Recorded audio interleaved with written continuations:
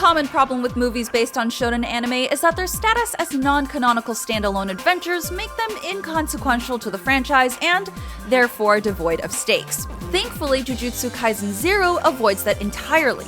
This prequel film stands on its own enough to serve as an introduction to newcomers while providing necessary context to hardcore fans eager to see how certain characters fit into the next chapter of the story.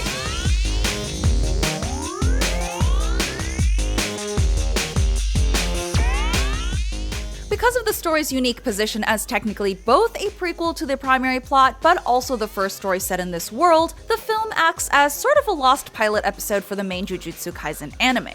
This means Jujutsu Kaisen 0 follows most of the same beats as the anime as well as most of the same supporting cast. This has the unfortunate side effect of having to reintroduce characters we already know and re-explain their backstory and motivation, which can be a tad repetitive for those already familiar. Likewise, the basic premise is very similar to the show.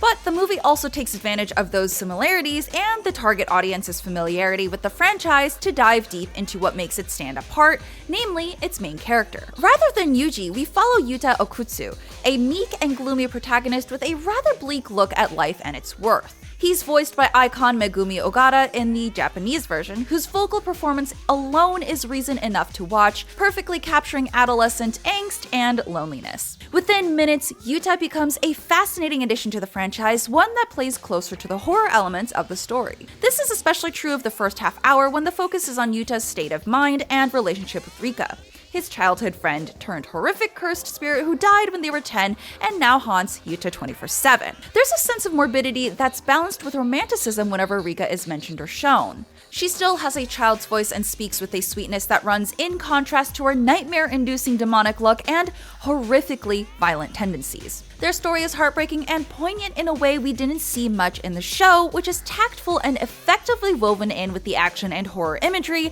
without making one overwhelm the other.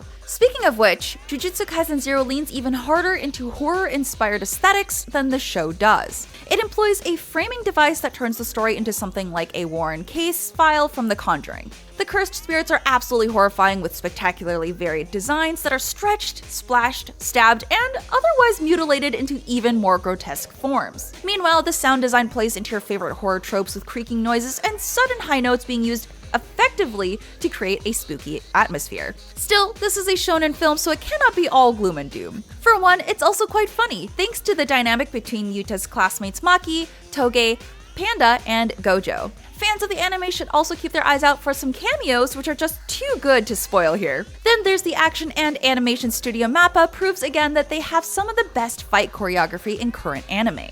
By the time Jujutsu Kaisen 0 ends, it fosters a new appreciation for the world Gege Akutami created while also serving as an exciting introduction for newcomers. The fact that it works so well no matter your level of familiarity with the franchise makes this one of the most unique shonen anime films in a while. Jujutsu Kaisen 0 manages to work as both a standalone introduction to the anime and also a satisfying prequel for those familiar with this world. With stunning animation, complex and memorable characters, and a healthy dose of horror imagery, this is one of the best shonen anime films in a while.